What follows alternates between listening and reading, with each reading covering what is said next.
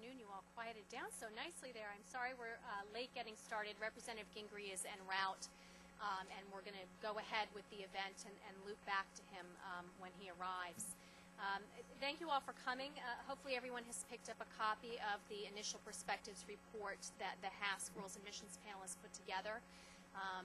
We're very happy to have Representative Cooper here today, who is the chairman of that panel, and is going to tell us a little bit about the HASC's view on rules and missions and the panel's report here, and hopefully also where they're planning to go with this panel endeavor. And we've also got Representative Gingrey, who is the ranking member on that panel, who will be joining us. We have commenting on the report and also more generally on the issue of roles and missions, or DOD reform and interagency reform. Pick the framework that works for you, if you will. We have Michelle Flournoy here from the Center for New American Security, and we have James Kitfield from the National Journal. I'm going to do a very brief intro for each of them now, and then we're going to go down the line, first with Representative Cooper presenting on the report, and we'll have plenty of time at the end for questions and answers. And we will have mics for that, so please do wait for the microphone and state your name and your affiliation. First, it's my pleasure to introduce Representative Cooper from Tennessee. He's a Rhodes Scholar. He has a JD from Harvard Law. He was the congressman from the 4th Congressional District from 1983 to 1995, but he was elected to his second stint in Congress in 2002 and now represents the 5th District of Tennessee. He serves on the Armed Services, Budget, and Oversight and Government Reform Committees, and in 2007 he was named as the chairman of this panel. Sitting to his left is Michelle Flournoy. Michelle is the president of the Center for New American Security. She was previously a senior advisor here at the Center for Strategic and International Studies, and it's our great fortune that she continues her affiliation with CSIS. She was, before that, a distinguished research professor at the National Defense University, and in the 1990s was dual-hatted as the Principal Deputy Assistant Secretary of Defense for Strategy and Threat Reduction, and also the Deputy Assistant Secretary of Defense for Strategy. Michelle has a BA from Harvard University and an MLit from Oxford. And then to her left is James Kitfield. He's the National Security and Foreign Affairs correspondent from the National Journal. He has written on defense, national security, and foreign policy issues from Washington, D.C. for nearly 2 decades. He has written in 2005 the book War and Destiny, How the Bush Revolution in Foreign and Military Affairs Redefined American Power. And in 1995, he wrote Prodigal Soldiers, How the Generation of Officers Born of Vietnam Revolutionized the American Style of War. He has many awards, which I am not going to be able to list all right now, but most recently in 2004, the Military Reporters and Editors Association awarded him their first prize in excellence for his coverage of the Iraq War. He is a graduate of the University of Georgia, which, once we have Representative Gingrey here, I think makes 3 Southerners, and Michelle, as a California girl, so to speak, on the panel, and we'll see how that bias plays out in any way. I'm interested to see. So I will hold off on introducing Representative Gingrey until he actually arrives. So with that, let me pass the mic over to Representative. Thank you so much, Kathleen, and thanks to everyone at CSIS for hosting this forum. I'm grateful for CSIS work over the years. They've contributed so much to our country. I'm particularly grateful for their Beyond Goldwater-Nichols effort, which I know is very helpful to our Roles and Missions panel. Pleased to be with Michelle here today, who is a key contributor to the Beyond Goldwater-Nichols effort. And of course, it's a pleasure to be with James. Let me describe briefly the slender 91-page booklet, which was just released today. I hope you'll dip into it. It's very easy reading. It's a user-friendly document. We're trying to update some congressional procedures. Not only does it have pictures and short articles and readable prose, it's also an open source document. We are genuinely soliciting your input, because all we're doing with this is planting a few seeds. The scope of this project is so great that we need all the help we can get. We want your wisdom. I've never served in the military. I don't even have a military base in my district or a defense contractor. I'm pure on these issues, the only virgin in the room. So it's a good faith effort, which thankfully was started by Ike Skelton, who's a remarkable individual. He's not only the HASC chairman, but he was the key junior congressman in the Goldwater-Nichols reform effort, started in 1982, 4 years before the bill was passed. When he heard General David Jones' testimony, when apparently no other member of the HASC did. General Jones was in the last 5 months of his tenure and second tour as chairman of the Joint Chiefs, but in a budget hearing he dared raise some of these fundamental issues. He faced the wrath of all of the services, the entire Reagan administration, and still he proceeded. So one of the things we're looking for is not only good input from you, but a maverick four-star who may be willing to risk the remainder of his career on championing needed reform ideas. As Phil will stress as well, this book has nothing to do with the Iraq War, or the Afghan War, or anything like that. It's a forward-looking project to see how we can keep America number one.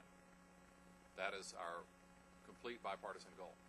And it was joined in this effort not only by Phil Gingrey, but by Rick Larson, Mike Conaway, Kirsten Gillibrand, Jeff Davis, and Admiral Joe Sestak, 6 of the more remarkable members of the HASC, and members who are likely to be there for a long time. So even though the panel's duration was only 6 months, this is quite an informal effort, and deliberately so, because as a panel instead of a subcommittee, we were able to cross all jurisdictional lines. We were able not to have hearings, but small seminars with distinguished witnesses, which are actually much more efficient learning opportunities. So in this, in many ways, we're trying to update the procedures of the Congress. As you'll see in here, one of the key articles is reforming Congress itself, because of all the 9/11 Commission recommendations, the one thing we failed to do is to prevent the Homeland Security Department, for example, from having to testify to 86 different committees and subcommittees of Congress. So there's so much work to be done. We divided the task into 3 parts.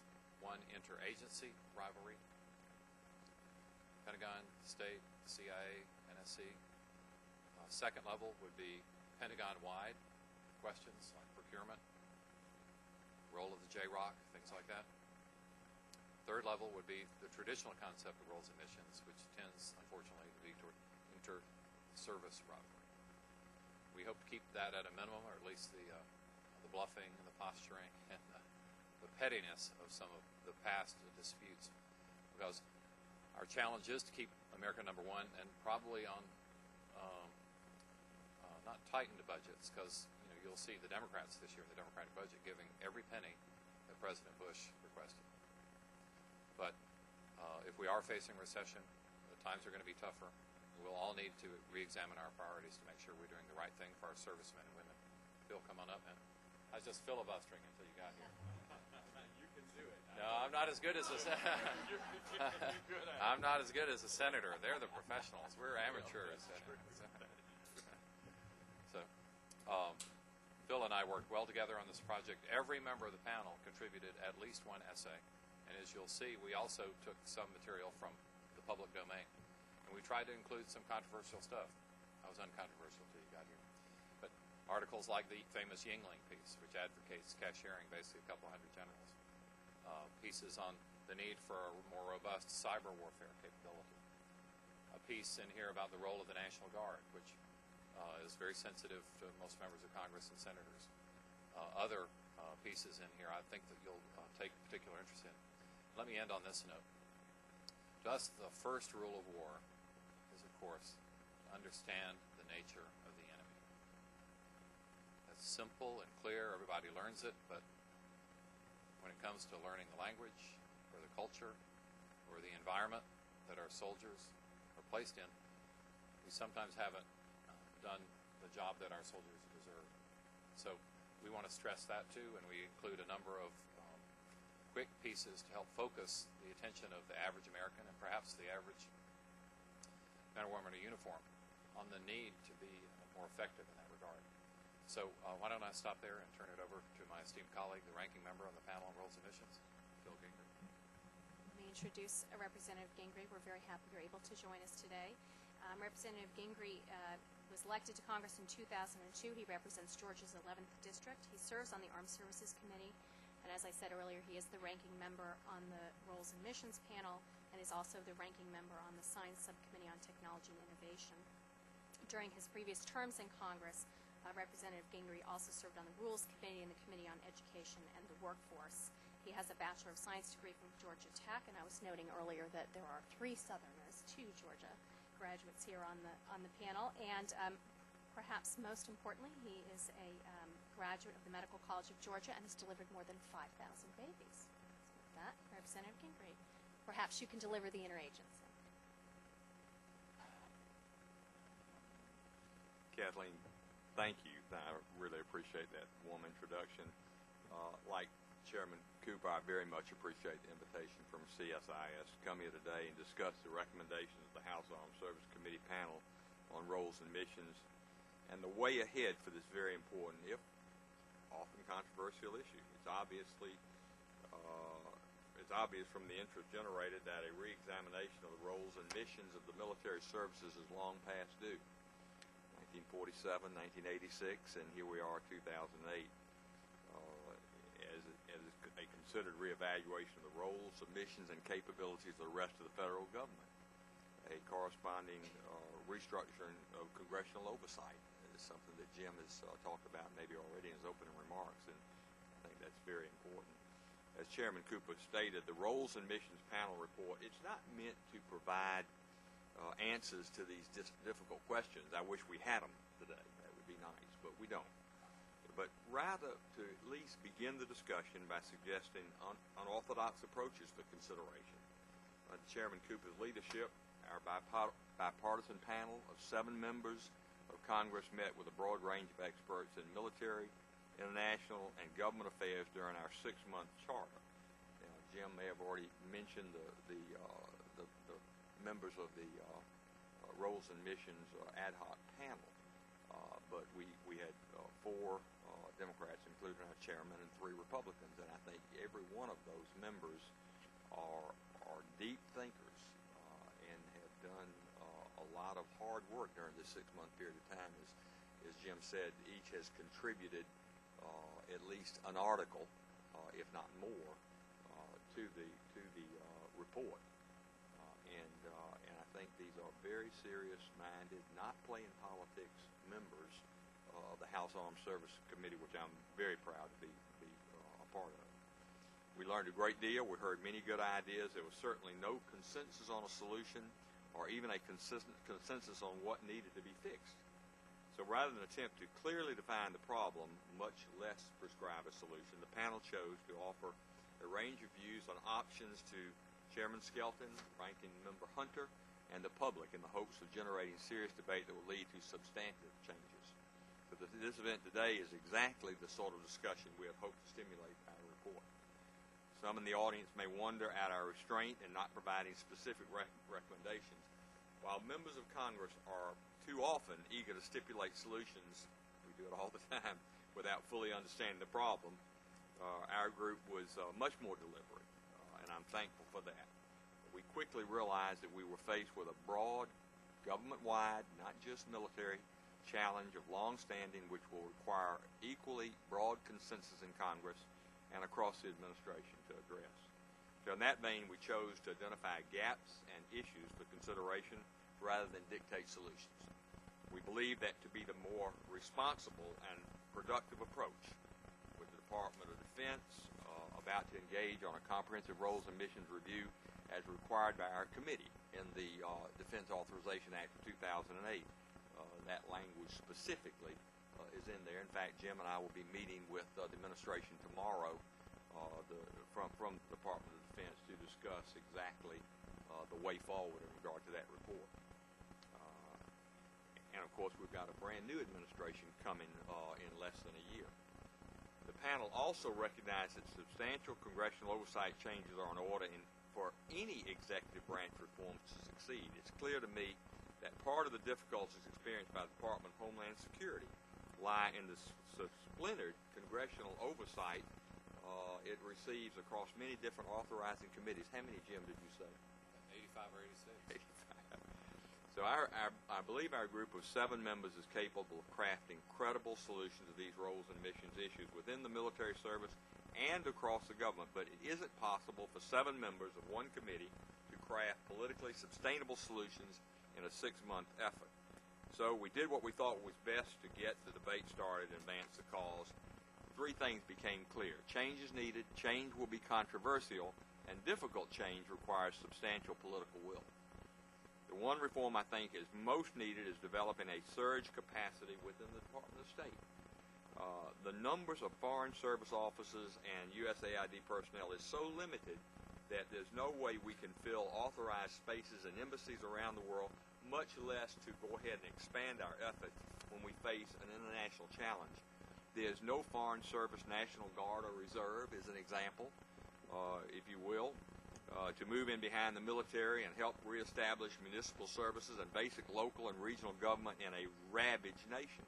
Trained people simply do not exist to meet that need, and there's no structure for them to join, even if they did exist. I, for that reason, wholeheartedly endorse the President's proposal that we establish a robust civilian reserve corps, CRC, to be available to deploy overseas to help our nation in times of crisis, rather than continuing to leave this role to the military. And the military does a great job, but in many instances, there's some other job that they should be doing, that they're tasked for and skilled at doing. The armed forces do an incredible job, as I say, but there is a cost to readiness of military families. Additionally, soldiers are not experts in nation building, and the mere presence of their proud uniforms raises the specter of an unwelcome American military occupation. It would be far better to have skilled civilians perform these roles as part of the restructured Department of State that accepts and values these operational missions in addition to their traditional diplomatic strategic focus in foreign capitals. So creation of a civilian reserve corps, and that was my chapter in the report, will lead to other changes, such as the need for an operational link between state and defense, leading to coordination challenges across other departments, including the Office of Director of the National Intelligence, Department of Homeland Security. We need to think through whether this coordination should be done on an enduring basis by executive agency vested in a single department, as is done now, or whether the National Security Council should adopt an operational role or develop an operational sub-element. All of these approaches have disadvantages. However, I think the process has already begun with the Secretary of Defense's recent major speech suggesting a greater role and more robust funding and staffing for the State Department. Obviously, these issues are difficult and emotional within the military services, within the Cabinet, and in Congress. Again, I want to commend my chairman, Jim Cooper, on his leadership of this panel, his excellent report. I thank you for giving me the opportunity to present today, and look forward to the discussion and any questions that you might have. Well, it's great to be back at CSIS, and I just want to start by congratulating both Representative Gingrey and Representative Cooper on their leadership of this Roles and Missions panel, because I think what you've done in this report is to really open up the aperture, to go beyond very important issues of DoD roles and missions, but to really look at what I think are the more fundamental questions, or equally fundamental questions of U.S. government roles and missions across the interagency. When you look at the kinds of complex operations we're involved in today and that we will be involved in tomorrow, it requires an integrated, coherent whole-of-government approach. And from the end of the Cold War through today, we've really struggled consistently to achieve that kind of unity of effort. So much as I'm tempted to comment on DoD roles and missions, because that's kind of where I come from, I'm going to actually focus my remarks on the interagency piece today, because I think the most important roles and missions challenges really lie at this intersection of priority national security missions and those that require a whole-of-government or integrated approach. The Roles and Missions report highlighted a number of areas that I would call examples of these sort of key whole-of-government priority mission areas: combating violent extremism, homeland security, counterproliferation, post-conflict reconstruction. And I would add to the list things like counterinsurgency, stability ops, building partner capacity, and so forth. And so what I'd like to do is just take a few minutes to highlight some of the kinds of reforms that I think we need to get at if we're going to have a more integrated approach, and, as Representative Gingrey mentioned, the capacity on the civilian side to really support that integrated approach. And I would start, and please, those of you who are veterans of a QDR, don't groan too loudly, but I would start with the idea of a quadrennial national security review. And I don't mean a soup-to-nuts program and budget review. I really mean a priority-setting exercise, that a new administration would come in and would look broadly across national security and really set the president's priorities for the first term. And from that, you could identify priority mission areas and then develop a sort of integrated concept of operations and hopefully even the notion of interagency campaign plans. And on that basis, if you had a vision for here's how we're going to rethink and go after, for example, the challenges associated with violent extremism, you could come up with a concept of operation that's interagency. You could use that to look to evaluate interagency roles and missions and ask the question, do we have our authorities aligned with our resources, aligned with the responsibilities that we've outlined? And you could actually feed the assessment of that into your budget cycle, ideally. So I think it's very important to kind of step back before we dive in to the particulars to say, do we have a mechanism in place and are we using it to actually set priorities and come up with integrated concepts of operations and plans by which we can then evaluate adjustments in interagency authorities and resources. The second piece is that you've got to have a way of actually translating that into your budgets and your resource allocation. And here I think there has to be a much closer pairing of NSC and OMB. I mean, typically we do our budgeting focus primarily on fiscal guidance from OMB. But what you really need to be also ensuring is that the budget allocation across agencies actually reflects the president's priorities, actually reflects those concepts of operations that you've developed in key mission areas. And then you get to the question of capacity. And here I think I would say a couple of things. First of all, we've got to look at how do we create the human foundation for jointness at the interagency level. And here I think we can take a page directly from Goldwater-Nichols and look at the example of how fundamentally that legislation changed the incentive structure for military officers. Suddenly jointness went from being something that might hurt your career because you're out of sight, out of mind of your service where you're going to be promoted, to something you absolutely have to have, joint experience, joint education, to be able to get to flag and general officer. What if we did the same on the civilian side? What if we tied promotion to SES or senior ranks on the civilian side to interagency education, interagency experience, and so forth?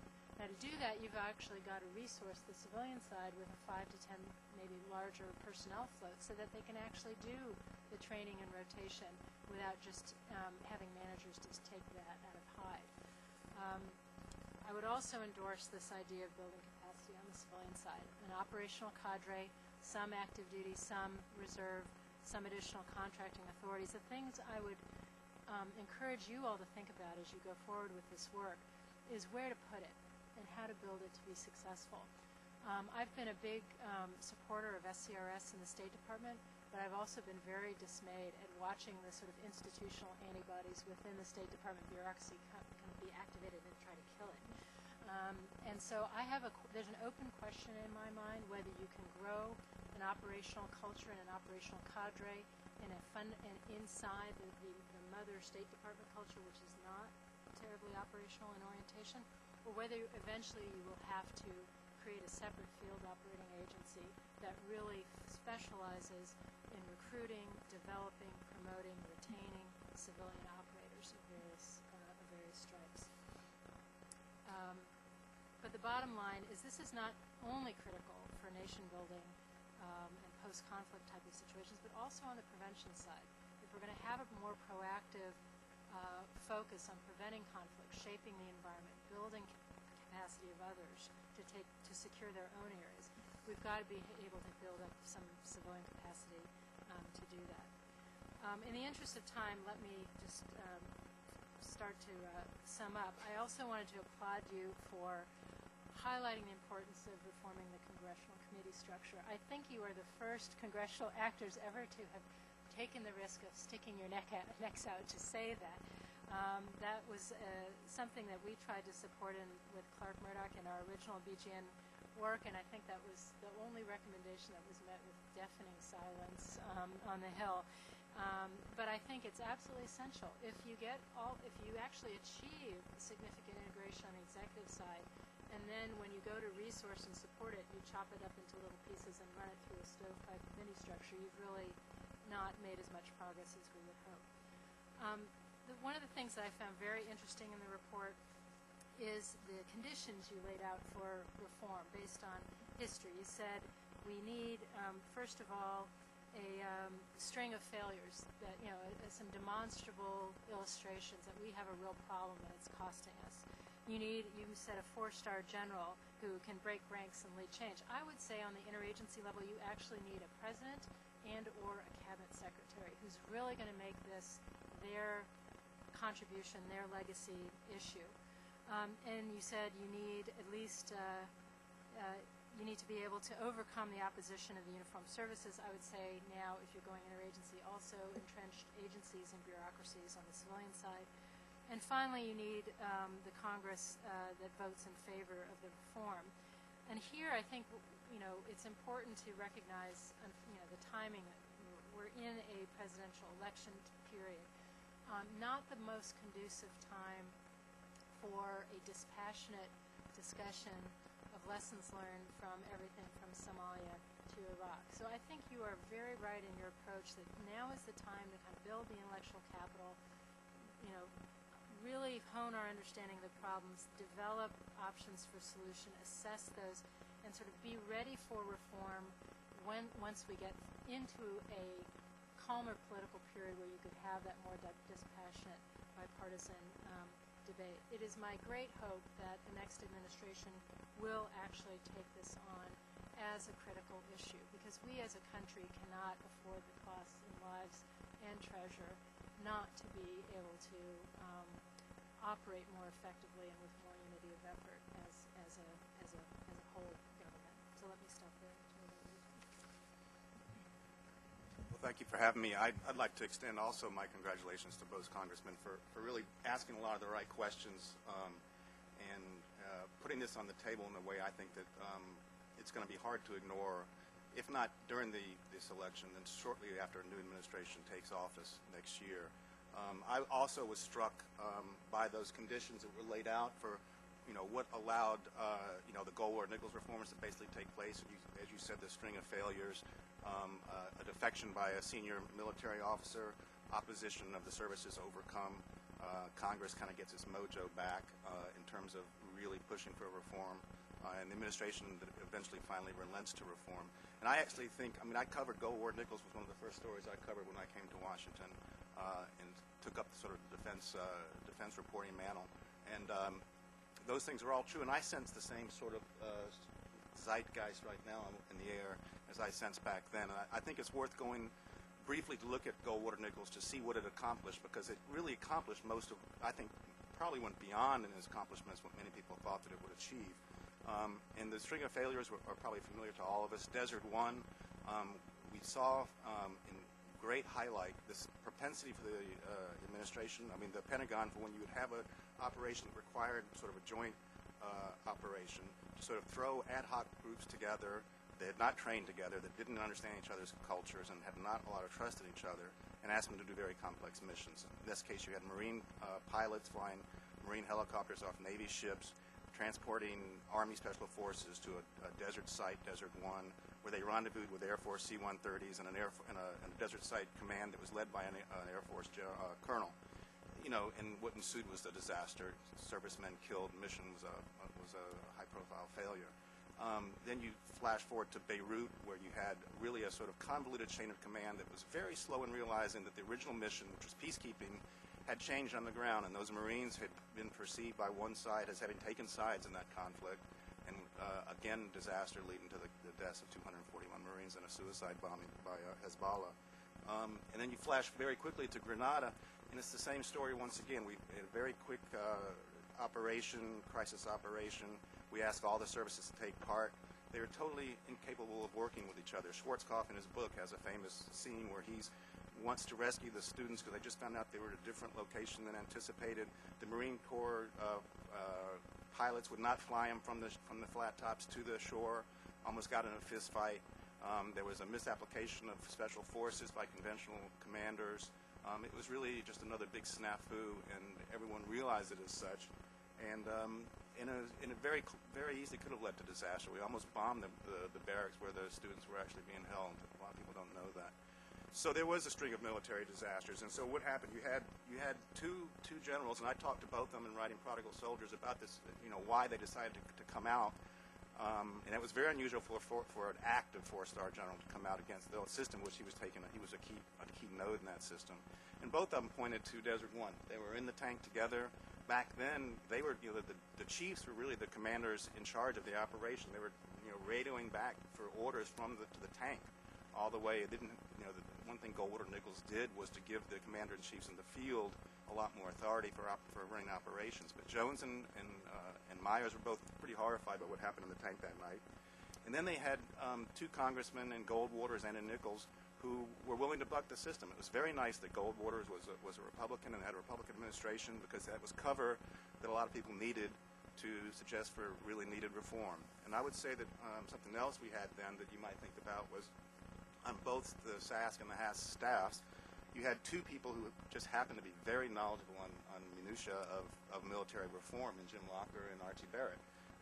And I would suggest to you, and I don't know your staffs that well, but I mean, having someone like there who understood the issues and could sort of cross the T's and dot the I's was extremely important to Goldwater Nichols moving forward. You had solid think tank work from CSIS and other places, and there was also like today, you had this huge acquisition problems. Cap Weinberger was throwing money faster at the Pentagon than it could spend it, and you kept coming up with these stories of $700 toilet seats and things like this, and $500 hammerheads and things like that. It was kind of a sideshow, but honest to God, a lot of people and a lot of lawmakers who voted on Goldwater Nichols thought they were fixing the $700 toilet problem. And so you have a similar dynamic today where there's so much money being spent on defense. Congress takes notice most when it's funding, because that is your bailiwick. So I think this is a perfect opportunity for Congress to get involved in a serious reform.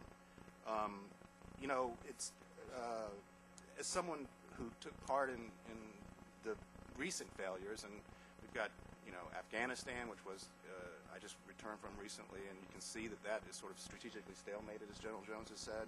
You've got Iraq, where 2006, our string of incompetence and miscalculations almost led to a huge debacle there. And you also had Hurricane Katrina, which I also covered. I shadowed Thad Allen as he tried to get that under control, where you had an absolute breakdown at the federal, state, and local level. And in each of these things, you see the problems now are interagency, as Michelle said. They're not so much within the military so much as they're interagency. I was embedded for that first part, the first 3 weeks of Iraqi freedom, and that's when you could see that Goldwater Nichols had worked. The military playing to their core competencies of conventional warfare were really quite spectacular. And, in 3 weeks, as General Wallace, who I covered, said, they traveled further and fought more decisively than arguably any force we'd ever seen in history. But it was equally clear, as soon as Saddam was gone, that we didn't have the troops to fill the power vacuum, that we had no plan really for Phase 4. The military had spent very little time worrying about Phase 4. And when General Garner showed up, and then after him, Paul Bremer, it was clear that they didn't have a coherent plan for what to do with this country we just invaded and lopped off their regime. So the first place I would focus is this lack of strategic planning. I don't understand, but I think the question has to be asked in your efforts. How do you get to a place where a military who's planning on this thing for a year gets to the penultimate point of success, the toppling of the regime, and has not really planned for Phase 4? How is that possible that was not planned for? I've had it admitted to me from the guys at the very top. We sort of worried about putting our forces in the right positions, but we were waiting for whoever was going to come next, whether it was Garner or Bremer, whoever, tell us what to do. They had no strategic plan for Phase 4. How was it decided at the last minute that the diplomat in charge of that whole effort would be reporting not to the State Department but to the Pentagon, and he then very quickly sort of goes around that communication routes and reports really directly to his handlers in the White House? So a lot of times, you'd ask Rumsfeld, well, what's Bremer doing and why is he doing it? Is Bremer working for me? I mean, he actually said that. He didn't even actually know that Bremer was working for him. And so how does the system create that kind of ad hocery on something so critical as Iraq? I think that's a question that needs to be asked.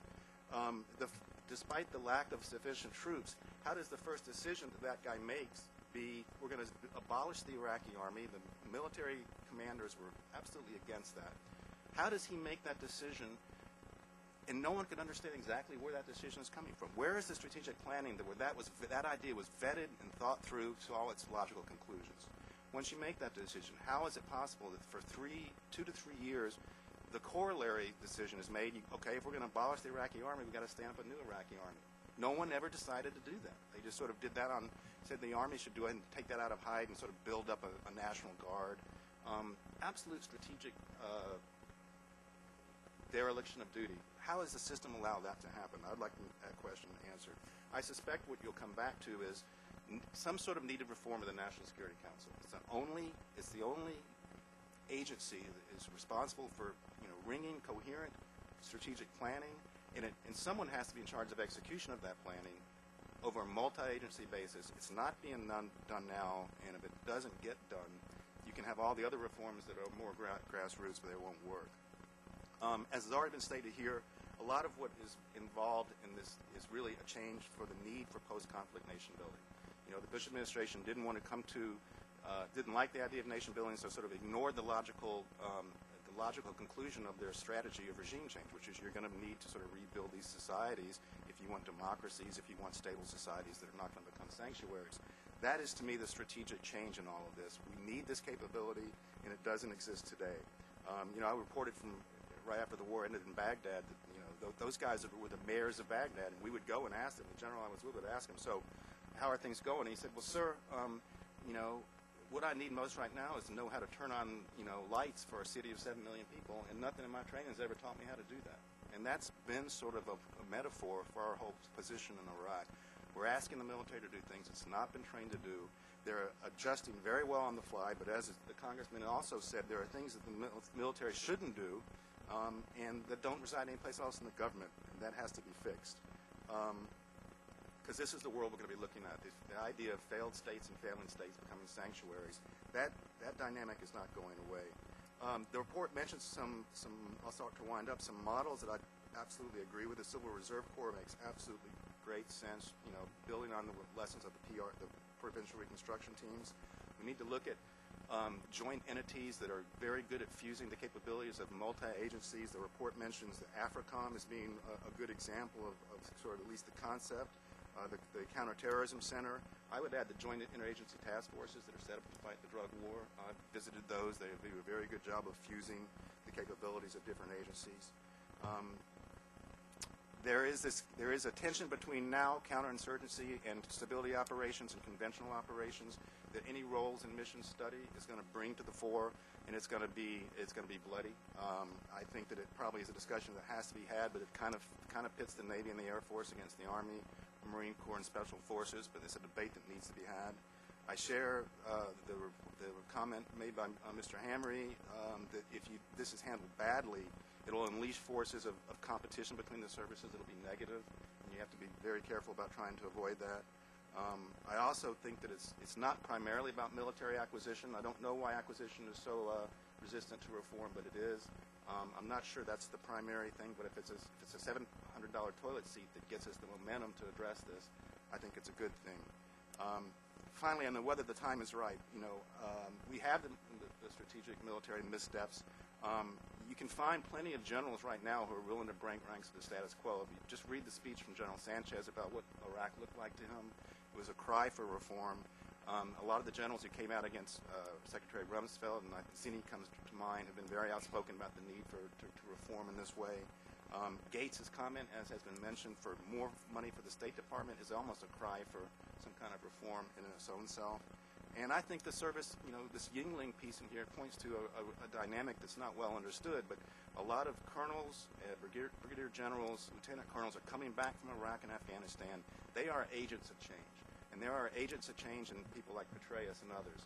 So I think the services will not be the opposition they were to Goldwater Nichols. I think they will embrace change in a way that might surprise a lot of people. Congress, again, shows a lot of interest in getting back in the game, if you will, after a period of kind of laissez-faire attitude. And my final comment would be, one thing you'll have to be very careful of is what is needed reform to the system and what is really an example of bad leadership.